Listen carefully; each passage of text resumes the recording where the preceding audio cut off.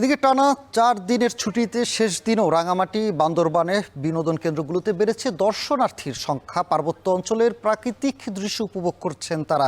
এ নিয়ে আরও জানাতে রাঙামাটি থেকে জিয়াউর রহমান জুয়েল ও বান্দরবান থেকে যুক্ত হচ্ছেন সহকর্মী রিজভী রাহাত। আমরা শুরুতেই জুয়েলের কাছে যেতে চাই। জুয়েল, রাঙামাটি পর্যটকের সমাগম কেমন দেখছেন জানাবেন।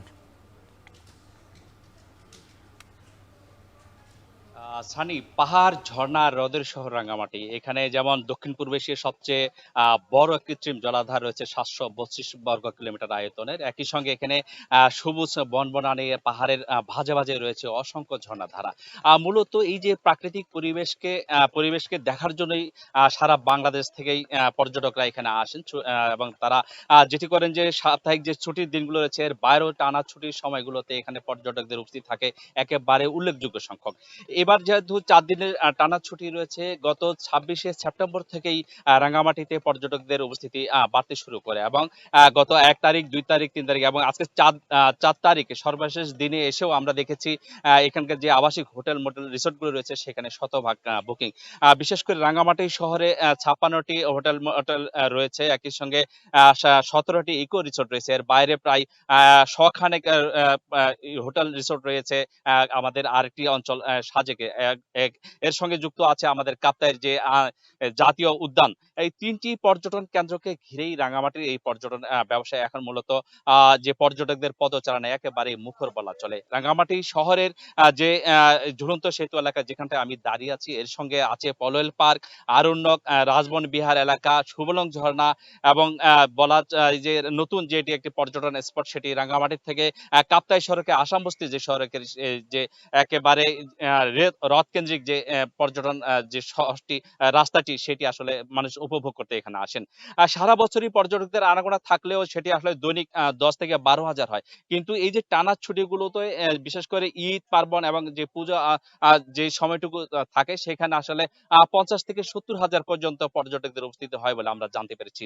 আপনি জানেন যে রাঙ্গামাটির প্রধান যে বাণিজ্যের পর্যটন বাণিজ্যের যে প্রধান উৎস সেটি আসলে ৫টি খাত রয়েছে। এখানকার আবাসিক হোটেল, মোটেলগুলো রয়েছে, খাবারের হোটেল রয়েছে এবং নৌ এবং সড়ক যে পরিবহন ব্যবস্থা রয়েছে সেখানে এবং পর্যটন যে কেন্দ্রগুলো রয়েছে সেটি এবং একই সঙ্গে এখানকার পাহাড়িদের উৎপাদিত যে তাঁতবস্ত্র আছে, এই ৫টি খাতকে কেন্দ্রই মূলত এখানকার যে পর্যটন ব্যবসা। দৈনিক অন্তত এইসব খাত মিলিয়ে ১.৫ কোটি টাকার বাণিজ্য হয় বলে আমরা ব্যবসায়ীদের কাছ থেকে জানতে পেরেছি। এই ছিল রাঙ্গামাটি থেকে আমার কাছে সবশেষ। এবার পর্যটকদের খবর জানতে চলে যাচ্ছি বান্দরবানে। সেখানে আছেন সহকর্মী রিজভী। রিজভী, পর্যটকদের নিরাপত্তা ব্যবস্থা কেমন দেখছেন জানাবেন।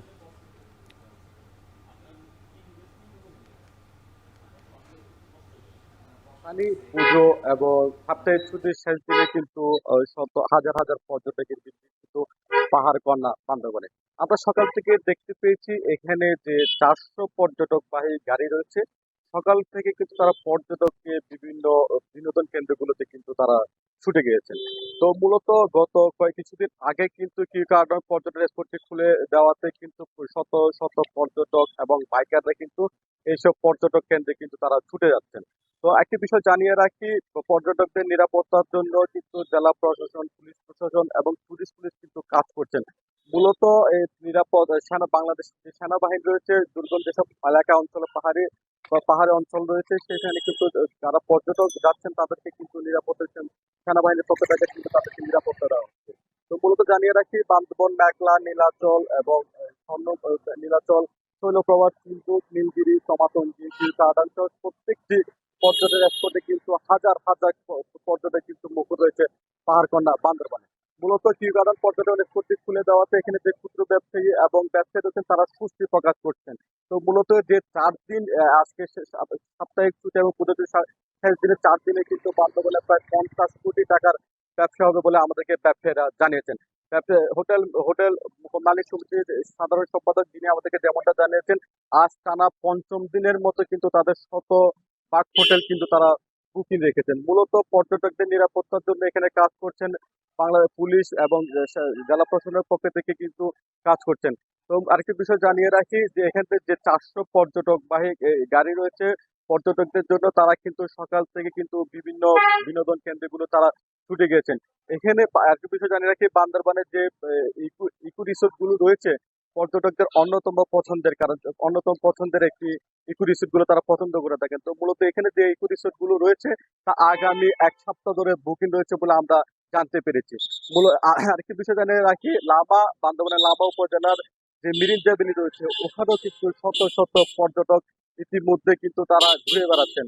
তো আমরা যেমনটি ওখানে ব্যবসায়ীদের সাথে কথা বলে জানতে পেরেছি, মূলত লামা মেরিন ড্রাইভ তো পর্যটকে ভরপুর রয়েছে। এই ছিল আমার কাছে বান্দরবান থেকে সবচেয়ে তথ্য। সানি। রাঙামাটি ও বান্দরবন থেকে পর্যটকদের খবর, হোটেল রিসোর্ট প্রায় 100 ভাগ কক্ষ ভাড়া হয়ে গেছে। এ নিয়ে আরও জানাতে সুগন্ধা পয়েন্ট থেকে যুক্ত হচ্ছেন সহকর্মী মন্তোষ বেদজ্ঞ। মন্তোষ, পর্যটকদের ঢল কেমন দেখছেন, আর পর্যটকদের নিরাপত্তা ব্যবস্থা নিয়ে কোনো ধরনের অভিযোগ আছে কিনা জানাবেন।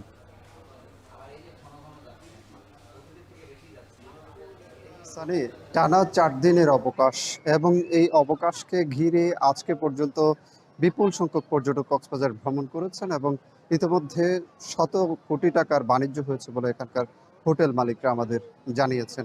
সব মিলে একেবারে উৎসব মুখর একটি পরিবেশ কিন্তু গত 4 দিন ধরে কক্সবাজারে বিরাজ করছে। শুধু গত 4 দিনের যে পুজোর ছুটি সেটির কথা যদি বাদও দিই, আসলে গত 26 তারিখ থেকে স্কুল কলেজ শিক্ষা প্রতিষ্ঠানগুলো যখন থেকে ছুটি হয়েছে, বিশেষ করে স্কুল মাদ্রাসা কলেজ পর্যায়ে যখন ছুটি শুরু হয়েছে তখন থেকে আসলে পর্যটকদের কক্সবাজার মুখী হওয়ার যে প্রবণতা সেটি লক্ষ্য করা যাচ্ছে এবং আমরা দেখছি গত 4 দিনে একেবারে উপচে পড়া ভিড় রয়েছে কক্সবাজারে। হোটেলের কক্ষ পাওয়াই আসলে দুষ্কর ছিল এবং কয়েকজন পর্যটকও আমাদের যেটি জানাচ্ছিলেন যে তাদের কক্ষ ভাড়া পাওয়ার ক্ষেত্রে অনেক ভোগান্তির কিন্তু শিকার হতে হয়েছে এবং যারা অগ্রিম বুকিং দিয়ে আসেননি কক্সবাজারে তারা কিন্তু এখানে নানামুখী সমস্যায় পড়েছেন এবং অনেকে কিন্তু অত্যন্ত কষ্টে এখানে রাত কাটিয়েছেন। এমন সময়ও কিন্তু গত 4 দিনে গিয়েছে এবং আজকেও আমরা ছুটির যে 4র্থ দিন, আজকের দিনেও এসে আমরা দেখছি সৈকত একেবারে পরিপূর্ণ রয়েছে পর্যটকে। আমরা সুগন্ধা পয়েন্টে আছি, এখানে বিপুল সংখ্যক পর্যটক এখনো সমুদ্র স্নানে মেতেছেন এবং এখানে জেট স্কি, ওয়াটার বাইক কিংবা এখানে যে সব ছাতা চেয়ারে বসে সমুদ্রের সৌন্দর্য উপভোগ কিংবা জেট স্কি ঘোড়ায় চড়ে সময় কাটানো, এই ভাবেই কিন্তু সময়টা তারা কাটাচ্ছেন এবং সৈকত ছাড়াও অন্যান্য যে দর্শনীয় স্থানগুলো, বিশেষ করে মহেশখালী দ্বীপ কিংবা কক্সবাজার টেকনাফ মেরিন ড্রাইভ সড়কের যে পর্যটন স্পটগুলো সেখানেও কিন্তু লোকজনের পদচারণা রয়েছে এবং এই যে পর্যটক সমাগম, এটির কারণে এখানকার পর্যটন নির্ভর যেসব ব্যবসা প্রতিষ্ঠান, বিশেষ করে শুটকির কথা যদি বলি, কক্সবাজার উৎপাদিত শুটকির একটি বড় চাহিদা কিন্তু পর্যটকদের মাঝে রয়েছে এবং এই চাহিদা ঘিরে অনেক শুটকি ব্যবসায়ী কিন্তু শুটকি মজুত করেছিলেন এবং তারা যে আশায় মজুত করেছিলেন সেই আশা কিন্তু পূরণ হচ্ছে। অনেকেই শুটকি কিনে নিয়ে যাচ্ছেন এবং বার্মিস যে পণ্যগুলো এখানে পাওয়া যায়, বিশেষ করে বার্মিস আচার কিংবা বার্মিস জুতা এই ধরনের পণ্য কিংবা বার্মিস চাদর এ ধরনের পণ্যগুলো কিন্তু বেচা কেনা বেশ বেড়েছে এবং কক্সবাজার শহর কিংবা কক্সবাজার টেকনাফ মেরিন ড্রাইভ সড়ক এবং রামুর বৌদ্ধবিহার, কক্সবাজার শহরের বৌদ্ধবিহারগুলো, এই জায়গাগুলোতেও কিন্তু পর্যটকদের পদচারণা বেড়েছে বলে তারা আমাদেরকে জানিয়েছেন এবং আজকে পর্যন্ত শত কোটি টাকার ব্যবসা হয়েছে বলে এখানকার ব্যবসায়ীরা আমাদের জানিয়েছেন। সানি, এই ছিল আমার কাছে সবশেষ। পুজোর ছুটির শেষ দিনও কক্সবাজার